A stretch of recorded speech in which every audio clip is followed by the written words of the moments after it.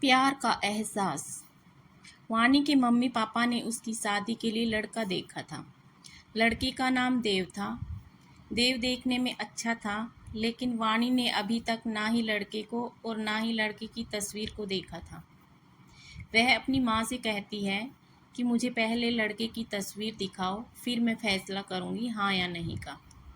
माँ ने उत्तर दिया, पागल, शर्म नहीं आती? चल दफा हो जाए यहाँ से। वानी के पापा भी वहाँ आ गए और बोले, क्यों डांट रही हो मेरी बच्ची को? वानी पापा के पास गई और जाकर कहने लगी, पापा मुझे लड़का देखना है। पापा ने मुस्कुराकर कहा, हाँ बेटी, तुम्हारी मर्जी से ही करेंगे शादी। कल मैं उसकी तस्वीर मंगवा लूँगा। लड़के का अपना होटल है, पढ़ा लिखा है, प्यारा है, लेकिन वानी को तो लड़का देखना था। लड़के की तस्वीर भी आ गई थी। वानी के पापा ने कहा, देखो लड़का प्यारा तो है। तस्वीर देखने के बाद वानी ने हाँ कर दी। 20 दिन में ही वानी की शादी हो गई और वह ससुराल आ गई। आज वानी की सुहाग रात थी।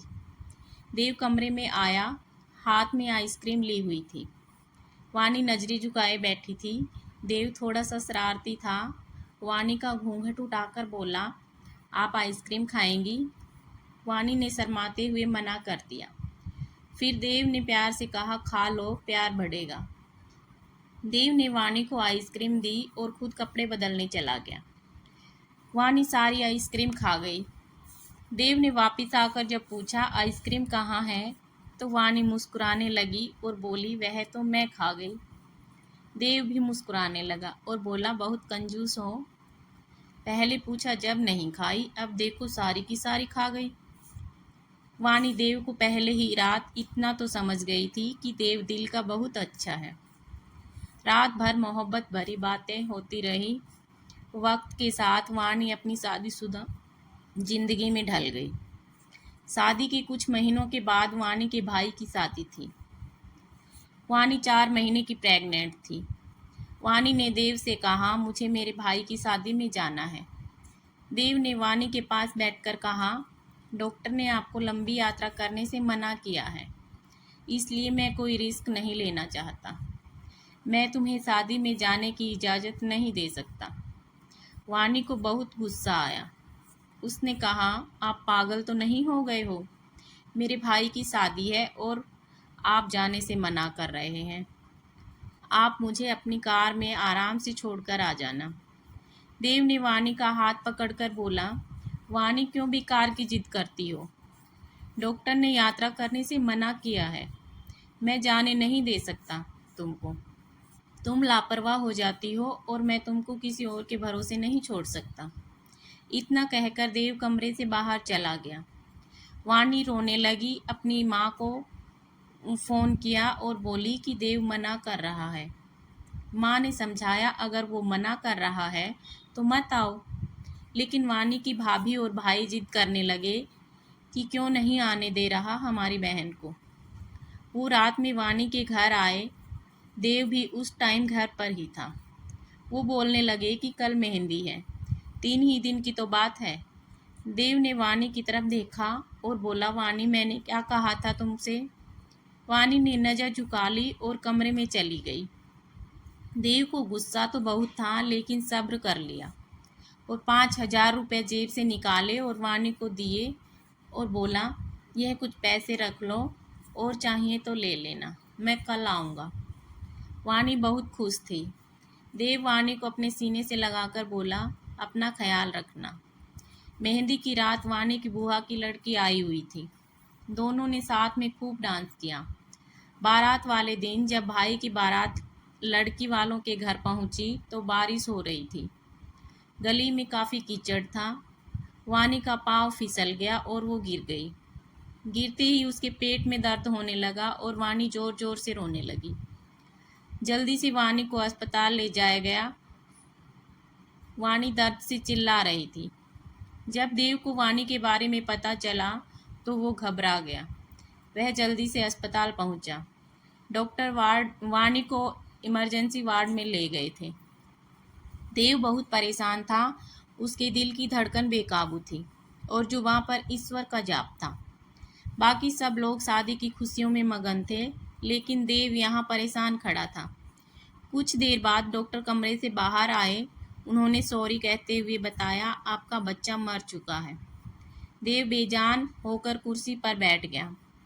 फिर बहुत हिम्मत करके जल्दी से वार्ड में गया। वानी रो रही थी। देव वानी के पास में बैठ गया और उसके सर पर हाथ फेरने लगा और कहने लगा, अच्छा चल चुप कर, रोना बंद कर, ऊपर वाले की यही मर्जी थी। वानी फूट फूट कर रोने लगी और बोल रही थी, मुझे माफ़ कर दो, मुझसे गलती हो गई। देव ने वाणी की आंसू से भीगी हुई पलकों को चूम लिया और अपने गले से लगा लिया। वाणी खुद को गुनहगार समझ रही थी। देव वाणी को लेकर घर चला गया। शादी खत्म हुई, सब घर आ गए वाणी का हाल पूछने। वाणी खुद पर इल्ज़ाम दे रही थी और बोल रही थी, मुझे रोका था देव ने माँ, लेकिन मैं जिद करती रही, शादी में जाना है।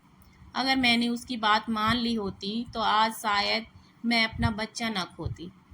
देव समझ रहा था कि वाणी दिल ही दिल में खुद को कसूरवार ठहरा रही है, इसलिए वो प्यार से वाणी को समझाता रहा। अरे पागल, खुद को परेशान ना कर, ऊपर वाले की मर्जी थी। ऊपर वाले ने चाहा तो हमें फिर से औलाद जरूर देगा। वाणी देव की आंखों में देख रही थी। देव, आप इतने अच्छे हैं, आपने मुझे कुछ नहीं कहा। देव ने लंबी सांस ली और मुस्कुराकर बोला, जब तुमने मेरी बात मानी ही नहीं थी तो अब कुछ कहने का क्या फ़ायदा। वाणी देव का खामोश गुस्सा समझ रही थी। 1 साल बाद फिर ऊपर वाले ने उनको बेटा दिया। सब खुश थे। देव बाहों में अपने बेटे को उठाकर चूमने लगा। वाणी बेड पर लेटी हुई देव की आंखों में बेटे की मोहब्बत में निकलते आंसू देख रही थी। जिंदगी में अच्छे दिन आते हैं, लेकिन अक्लमंद वही होता है जो खुद को हर हालत में ढाल लेता है। देव के 2 भाई थे जो देव से अमीर थे। उन दोनों भाइयों का अपना अच्छा खासा बिजनेस था, लेकिन देव का छोटा सा होटल था जिससे बस गुजारा हो रहा था। एक दिन वाणी ने जिद किया कि देव, बच्चे को गर्मी लगती है इसलिए बहुत रोता है, मेरे कमरे में एसी लगवा दो। देव वाणी के सर पर हाथ रखकर बोला, अरे पागल हो गई क्या, मेरे पास इतने पैसे नहीं हैं। लेकिन वाणी जिद करके बैठ गई थी कि मुझे मेरे कमरे में एसी चाहिए। देव अपने बेटे को सीने पर रखकर खेल रहा था उसके साथ लेकिन वाणी बस एसी लगवाने की जिद किए बैठी थी। देव ने वाणी का हाथ पकड़कर अपने करीब किया और बोला, वाणी, पता नहीं क्यों इतनी जिद्दी हो तुम, लगवा दूंगा एसी। फिर बाद में देव ने एसी लगवा दी कमरे में। कुछ समय बाद ऊपर वाले ने उन दोनों को एक बेटी दी।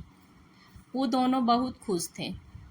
देव वाणी की अच्छी बुरी उसकी सारी ख्वाहिश पूरी करता था, लेकिन फिर भी छोटी छोटी बातों पर उनमें झगड़ा ही रहता था। बेटा 5 साल का हो गया था और बेटी छोटी थी। देव का होटल का काम अच्छा नहीं चल रहा था। एक दिन देव कुछ परेशान था और जब वह घर आया तो देखा बेटे ने उसका लैपटॉप तोड़ दिया था और वाणी मोबाइल पर लगी हुई थी। देव चिल्लाकर बोला, वाणी, यह क्या है। वाणी ने देखा और बोली, यह आपके लाडले ने तोड़ा है। देव पहले ही गुस्से में था। उसने वाणी को गाली देकर बोला, तुम्हारा दिमाग काम नहीं करता, इसमें मेरा सारा डाटा था, तुम पागल हो क्या, जाओ खाना लेकर आओ। वाणी गुस्से में बोली, देव, मैं नौकरानी नहीं हूँ, सारा दिन बच्चों को संभालूं और फिर तुम मुझे गाली दो। सारा दिन इतना काम करूं और कदर इतनी सी है, गाली दे रहे हो। वाणी खाना लेकर आई। बैंगन बने हुए थे। देव ने बैंगन देखकर चिल्लाकर बोला, तुम्हारा दिमाग खराब है, तुमको कितनी बार समझाया है मैं बैंगन नहीं खाता। देव ने खाना उठाकर फेंक दिया और उठकर बाहर चला गया। इतने में बेटे ने कांच का गिलास तोड़ दिया और उसके हाथ पर लग गया। उसके हाथ से काफ़ी खून बहने लगा था। वाणी ने बेटे को 1-2 थप्पड़ लगा दिए और बोलने लगी, बहुत तंग आ गई हूँ मैं तुम बाप बेटे से।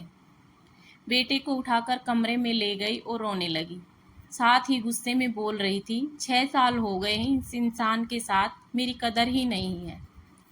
इसके बाद बेटे के जख्म पर मरहम लगाने लगी। रात भर देव घर न आया। वाणी ने भी फ़ोन करके न पूछा। वाणी ने अपनी माँ को बताया, देव आजकल ना खर्चा दे रहा है, ना अच्छे से बात करता है, गालियाँ भी देता है। माँ ने कहा, अच्छा हम उससे बात करते हैं। देव को महसूस हुआ कि वाणी के साथ उसने अच्छा नहीं किया। उसने सोचा कि घर चलकर वाणी से माफ़ी मांग लेता हूँ। लेकिन जब वो घर पहुंचा तो उसने देखा कि घर में वाणी के माँ बाप चाचा सब आकर बैठे हुए थे। देव ने वाणी की तरफ देखा। वाणी खामोश रही। उसने सबको नमस्ते किया। उसके बाद बात शुरू हो गई। माँ चिल्लाकर बोली, क्यों बेटा, तुम खर्चा नहीं देते हो वाणी को? देव ने गुस्से से कहा, इसको सब कुछ देता हूँ, यह बस तमाशा लगाना चाहती है। वाणी भी गुस्से में बोली, क्या देते हो? महीने में 10,000 देते हो, जिसका दोनों बच्चों का दूध भी पूरा नहीं होता। एहसान करते हो मुझ पर, तुम्हारे बच्चों पर खर्च करती हूँ। लड़ाई इतनी बढ़ गई कि सबके सामने देव ने वाणी को थप्पड़ मार दिया। वाणी की माँ को बर्दाश्त ना हुआ और वह अपनी बेटी को साथ ले गई। दोनों बच्चे भी साथ ले गई। देव ने भी उन्हें नहीं रोका। वाणी नाराज होकर चली गई। वाणी को थप्पड़ ज़्यादा जोर का लगा था, चेहरे पर निशान बन गया था। माँ भी रोने लगी। न जाने पहले भी कितना जुल्म करता होगा मेरी बेटी पर।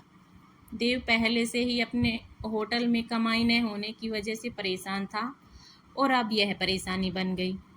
वाणी मायके में थी, देव यहाँ घर में परेशान था।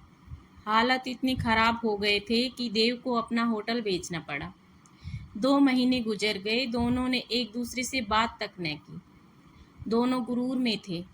देव को लगता था खुद गई है खुद आ जाएगी, और वाणी की अकड़ थी कि देव मनाने आएगा तो जाऊंगी। ऐसे ही 8 महीने गुजर गए। कोई बातचीत नहीं हुई। देव के एक दोस्त ने देव से पूछा, कमाने विदेश जाओगे? तो बताओ, मेरे पास वीज़ा है। हालात काफ़ी बुरे थे, इसलिए देव विदेश चला गया और उसका नंबर भी बंद हो गया। 1 साल गुजर गया। दोनों ने एक दूसरे से कोई बात नहीं की। वाणी अपने भाई से ज़रूरत का खर्च लेती थी, लेकिन भाई भी कब तक खर्च देता। उसका खर्चा भी था। कभी वाणी के बच्चे कोई नुकसान कर देते या कोई चीज़ तोड़ देते तो वाणी की भाभी हजारों बातें सुनाती थी। वाणी चुपचाप सुन लेती थी, क्या करती, आखिर किसी को कुछ बताती भी न थी। दीपावली का दिन था।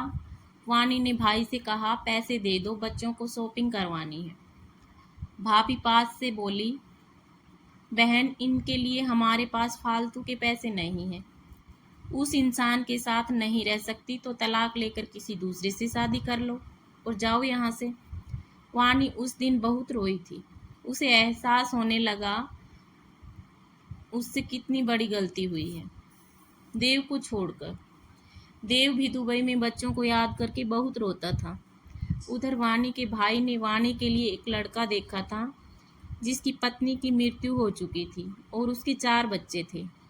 देव सोच रहा था कि वाणी तो मासूम सी है, थोड़े से गुस्से पर नाराज हो जाती है, मैं खुद ही उससे माफ़ी मांग लूँगा अपनी जान से। वह टिकट करवाकर हिंदुस्तान वापस आ गया। वाणी रो रो कर भगवान से अपनी गलती की माफ़ी मांग रही थी। हे ऊपर वाले, मुझे माफ़ कर दे, मुझे मेरा देव वापस कर दे। वाणी रात भर रोती रही और सुबह जब वह अपने बेटे को स्नान करवा रही थी कि दरवाजे पर घंटी बजी। भाभी ने दरवाज़ा खोला तो सामने देखा देव खड़ा था। वाणी की नज़र देव पर पड़ी। वाणी नंगे पांव दौड़ते हुई जाकर देव के सीने से जा लगी और ज़ोर ज़ोर से रोने लगी और बोली, देव, बहुत प्यार करती हूँ तुमसे। और देव के पांव पकड़ लिए। माफ़ कर दो देव मुझे। वाणी देव के साथ घर वापस आ गई। दोनों खुशी से सब बातें भूलकर जीवन जीने लगे।